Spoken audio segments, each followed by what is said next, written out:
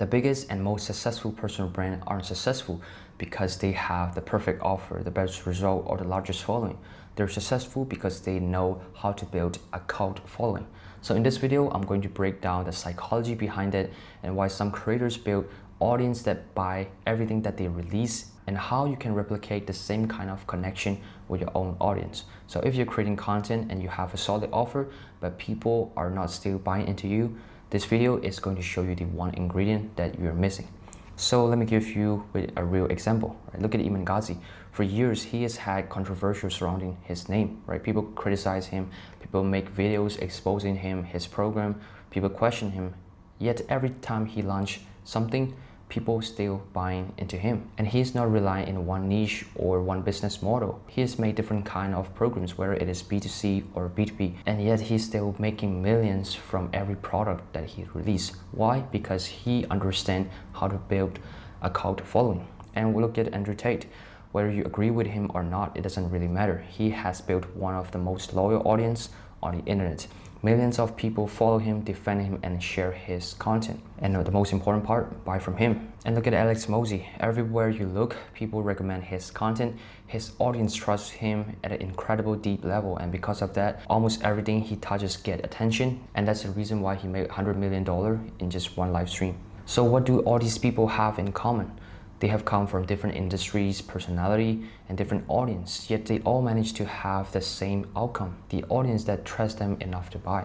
And that's not luck, it's built on a handful of principles that almost every personal brands follow, whether they realize it or not. So in the next few minutes, I'm going to break down those principles step by step, so by the end of this video, you will know exactly how to build the same level of trust with your own audience. So before further ado, let's dive in. Let's start off with the foundation. Step 1, why authenticity is your ultimate leverage. It's because people buy based on connection, and connection comes from trust, and every transition is based on trust. So if you sell something, people are going to buy the thing that they have the most connection with and the most trust in. And I've said this so many times, you're not the only one that is providing this solution. There's a lot of competitors out there that are doing the same thing, maybe even better than you do. And if you take a look at from buyer's perspective, there are 5 people that is selling the same solution. Which one do you think they're gonna go?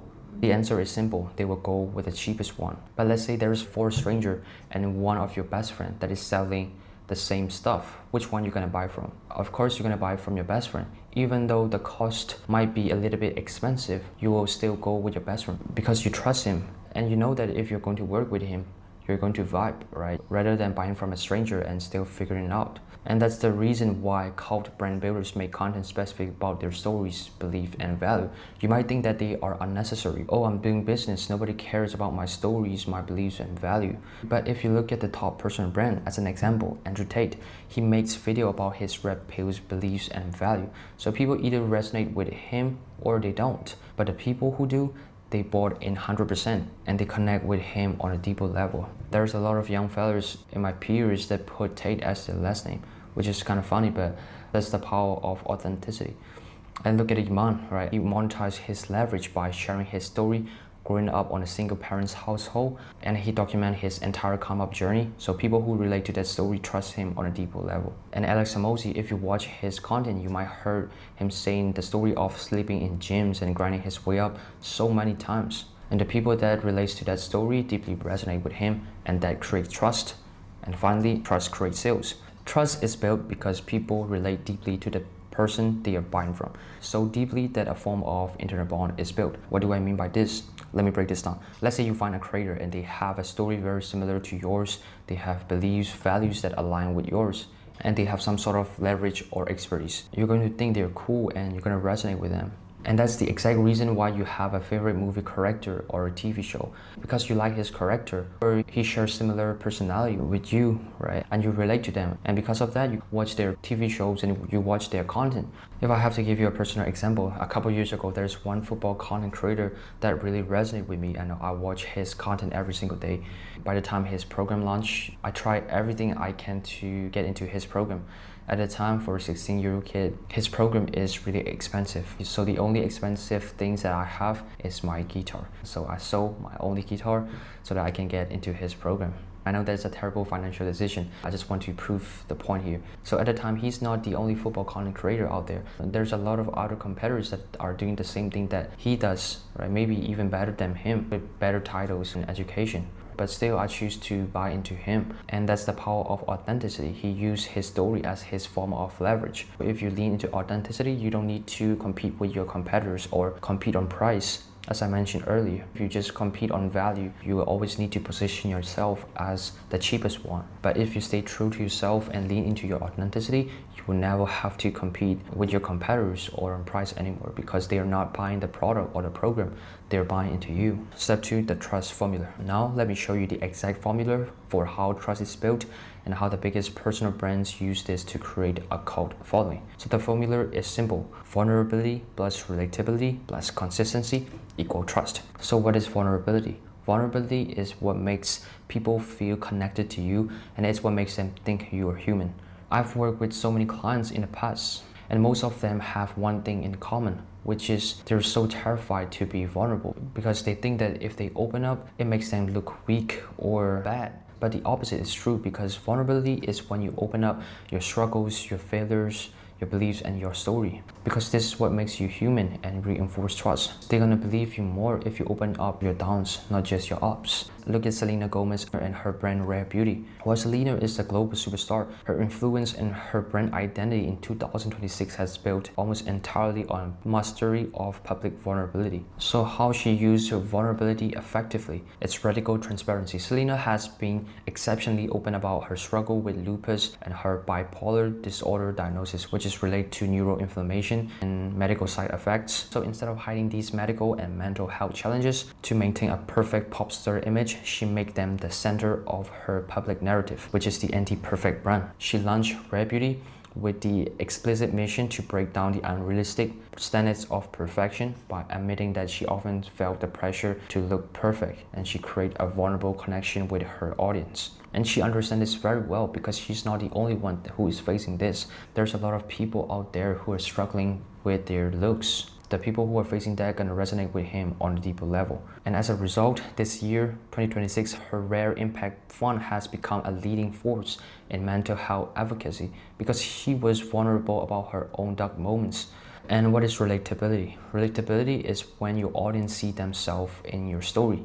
If you grew up poor, share your story, because people who grew up poor will relate to you. If you fail multiple times before you get into where you're right now, share that story, because people who are currently facing that are gonna relate to you, and you're gonna become a North Star because they have seen themselves in you. And right now you're in a position that they want to be in. So not only they're gonna relate to your story, but they're gonna start seeing you as the North Star and become the leader in your space.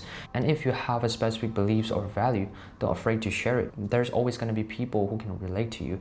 And I mentioned this a lot, which is 10,000 followers who share the same beliefs, value, and story will always worth more than 1 million followers who doesn't really know you and resonate with you. So the more relatable you are, the stronger the connection is. And consistency. So consistency is showing up and telling your story over and over again. And I've argued with my clients a lot about it, because they mentioned that, oh, I've already shared this story on this specific video or that short forms video. But the truth is, nobody remember if you just say it once, because people are constantly scrolling. So how can you expect a stranger to remember about you by just hearing once? In order to get inside their brain, you have to be consistent and repeat that story again and again. And a perfect example would be Alex Hormozi, right? If you're his follower, you might heard the story of him sleeping in the gym hundreds of times. He has been telling this on short forms, on podcasts, tweets, his workshops, everywhere. And every time he tells it, it reinforces trust with his audience. So find your story angle and lean into that and be consistent, and you will gain the exact leverage over your audience. Step 3, how to apply this to your brand. So here is a step-by-step framework. Step 1, identify your story. Ask yourself these questions. What's my origin story? Where did I came from? And what struggles have I overcome? What failures did I experience before I succeed? What beliefs or value do I hold that are different from others. Write these down and clarify it because this is your foundation. And step 2, identify who will relate to you. Ask yourself who has similar backgrounds to me, who is struggling with the same things that I struggle with, and who shares my beliefs and value. Who do I want to work with, and who is my ideal client persona? Write those down because these are your dream follower, and these are the people that will connect with you on a deep level. And trust me, when you work with these people, they are the most easiest people to get results for and the most fun to work with. Step 3, weave your story into your content. You don't need to make a dedicated My Story videos or belief, though you can, but you can weave your stories into your regular content. So when we say make educational content, it doesn't mean that it's only based on pure facts. You can weave your story around it. For example, if you are making tutorial, mention the struggles that you have heard when you were learning that skill. And when you are sharing a belief, tie it back to an experience that shaped that belief. And if you're posting content every single day, document those moments, the lessons that you have learned, because the goal is to make your story a thread that runs through everything you create. Step 4, be vulnerable. This is the hardest part, but it's the most important. Don't just share your wins, share your losses. Always explain the reason why to your audience. Don't just talk about your belief. Explain why you have those beliefs and what experience shaped them. Show behind the process. Document it, because vulnerability is what separates commodity from a personal brand. Let me give you a real example. And again, I love giving examples because it clarifies things and makes you see more vividly. Alex tells the story of losing everything at the age of 26. And you might think that that is unnecessary, or some people might argue that nobody cares about your loss or your story. Those are BS advice, don't take it from them. Because sharing those stories build relatability. Alex shares the reason why he worked 16 hours a day is because for his parents. And there's a lot of young entrepreneurs out there who is grinding every single day just to make their family proud, right? And by sharing this story, these people will relate to you, which will reinforce trust with your brand. Consistency. Alex didn't just say this once. He and his team has published over 35,000 pieces of content.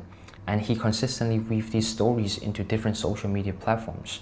So the main takeaway is that building a personal brand isn't about being perfect, it's about human being. Step 4, maintain your authenticity. So authenticity is how you maintain your personal brand long term, because I see a lot of people start off with authentic, but as they grow, they start copying their competitors, start copying what everybody else is doing, and they lose what makes them unique in the first place. It makes sense when you are starting out, you have to try multiple formats, angles, but never lose your personality. Always stay true to your story or your belief, because your audience follow you for a reason, so don't betray the trust by becoming somebody else. And remember, connection beats perfection. So if you stay authentic to yourself, you will build a cult following, and a cult following will buy anything you offer because they're not buying the product, they're buying into you. But here's the truth. Building a personal brand people actually trust isn't as simple as just being authentic. Most people don't fail from a lack of effort.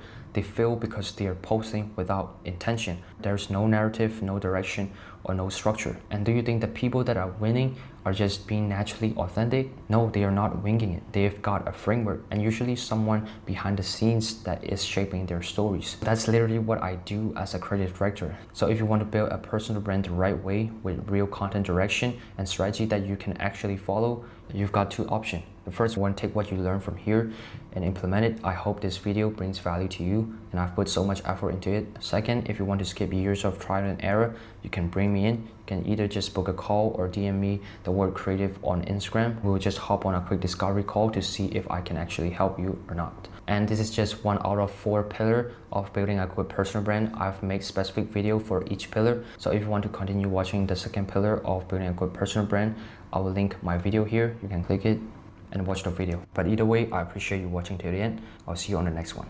Peace.